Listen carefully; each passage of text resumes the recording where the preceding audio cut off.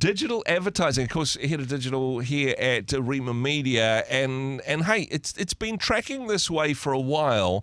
Instead of print advertising, it's all digital. It's all on your phones. It's all pop-ups.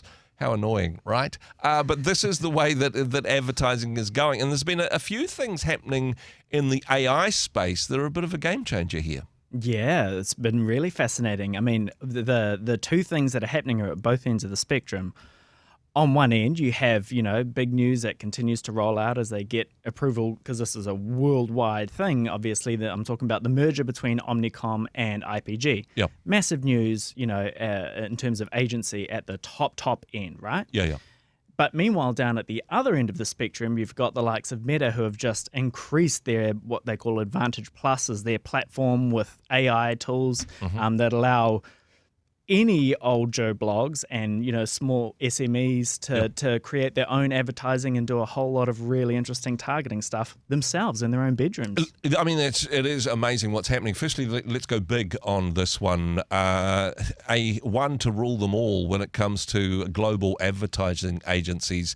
Monopolies aren't generally good news in any sphere. What's your take on this? Yeah, I don't know. 6 months ago when it started propping up in my sort of wheelhouse of content that I consume, I was like, my gut feel is this is not a good thing, and I understand why they're pursuing the merger, and I heard a lot from the CEO John talking about the reasons why. I'm like, yeah, okay, no, it is just a monopolization tactic, and especially being on a global level, super concerning. I thought it wouldn't go through, but inherently here we are 6 months later, and it's getting the tick of approval around the world slowly. So I don't think it's going to be a good thing, because we've looked at history so many times at these things in the past. Rarely have they ever actually eventuated in being net benefit for consumers or businesses in this case. But hey, perhaps I saw the writing on the wall. This is the rise of the little guy. You can create your own digital advertising campaign. Thanks Meta.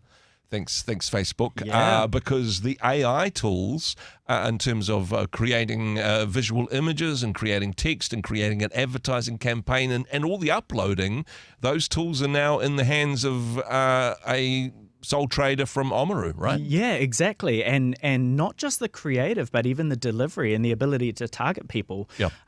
So a few different things in the creative space, especially in the last few months. I mean, in the last few weeks, actually, the new, you would have seen a whole bunch of video content coming out of Google's VO3,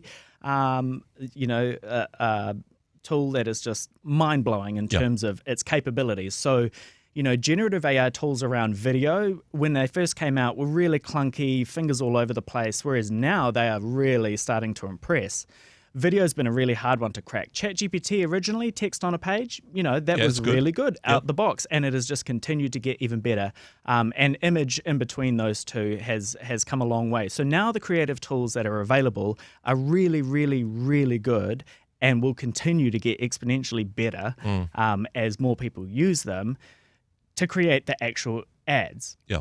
On top of that, you have the delivery, right? Which is, I want to potentially, let's say you are that butcher in Oamaru, and I want to do some targeting around people who are perhaps regulars in the area, have come in to stay or are passing through, and I want to target them with some kind of advertising around, the quality meats and products that I have to offer. Yeah. I can do that now a whole lot easier by virtue of the fact that generative AI tools using natural language processing and being what we call agentic allow someone who doesn't actually know all the technical user interface of the traditional, ad delivery platforms can now start to use the really simplified versions that say, hey, what kind of creative do you want? Oh, perhaps put a couple of steaks on a plate. Here's a photo of me. Can you put that in behind? These are an example of some creative. Yeah. And then go, all right, cool. And how much do you want to spend and who are you trying to target? Using natural language, you can go, well, anyone who's passing through this little area, show them that ad. And that's the little guy who has the ability to do what has historically been quite a challenging thing, for which you would use an ad agency. I mean, this is good news and bad news. Firstly, the creative aspect of it. Yes. It's kind of like, not everybody's creative. Some people are saying, I know how to turn animals into steaks. That's my thing in terms of creative ideas. That's not my wheelhouse. Now you can outsource that. It doesn't have to be to an expensive agency where all these creative people with university degrees are. No, an AI can be creative on your behalf. Is it as good though? And is it? I mean, are we getting close? I mean, the creativity of AI, is it as good as somebody who's got a degree in advertising? Well, there's a few different things there, right? I mean, as someone who has a degree in advertising and marketing, typically there's a lot of things like I have a set of values that I operate by, particularly in social media, and not just necessarily with paid advertising content, but all content in general, which is that people connect with people more than they connect with brands, right? That's why Nike uses Michael Jordan, etc., Tiger Woods, the lot, because, a person connects with a person better than they'll connect with the brand. A lot of that is, things that we have been taught and that we've learned and that we've tested with.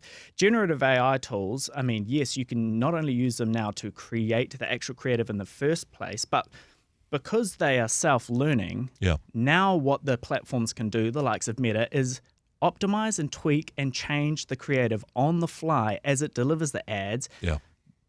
Based purely on how well it's being received. So out goes all your assumptions and theories that we would typically test and go, well, I thought if I had a photo of Andrew Urquhart as an example, posing as the butcher, that would go well because I understand that people see his face and go, that's a guy who makes a quality steak. He looks good in an apron. Yeah, there we go. As it turns out, perhaps, there's a variation of the creative that the platform's made where it is just the steak on a plate. And for whatever reason, that does better. Now the platforms can just self-inform and deliver that. So this is clever. That's the clever part. The other part of this, though, that's a little bit disturbing, is the fact that Meta it says, hey, we've been gathering people's information for years now, and now we're able to serve them up as a steak on a plate to anybody that wants to advertise in this market. We are the product that Meta is selling. It's not just, hey, what that looks like as an AI ad. It's being able to deliver to the specific individual needs and wants of the marketplace. Meta's done its research and it's able to sell that to potential advertisers, I suppose. Yes, but here's the thing. That has always been the case. I mean, if I say the words Cambridge Analytica, what was that, 2016? We're coming up on 10 years now since that was a whole scandal, around the sharing of or the exposure of the personal data that the Facebook platform at the time was able to collect and that they on-sold, to third parties. I mean, Facebook and Google and all the massive platforms, Airtol, have always been able to track you to a very scary degree. And even here in 2025, 10 years post Cambridge Analytica, they can still do so using a number of metrics that you both opt in to and aren't even aware of. And so ultimately it distills down to the same thing, which is fundamentally this tension between having the benefits of these creative tools or special tools that leverage your personal data. Google Maps is a fantastic example of this. Would you rather have the benefit of Google Maps or would you rather have your personal privacy and not allow your data to feed into I don't want my phone to know where I am, but then I need to get to this place fast. Yeah, exactly. This is the same dilemma, but through the lens of digital advertising. Justin, thank you so much for your insight into this area. Thanks for joining us today. Anytime. Hey, thanks very much for joining us in the Rhema studio. Thanks very much for watching the interview. It's kind of nice to have an audience, actually. And if you did like what you watched, then do give us a like, do give us the thumbs up. And if you'd like to see more interviews like that one, or perhaps even better, subscribe and those interviews will come straight to you. Don't forget to turn on your notifications, and we'll see you in the next one. Cheers.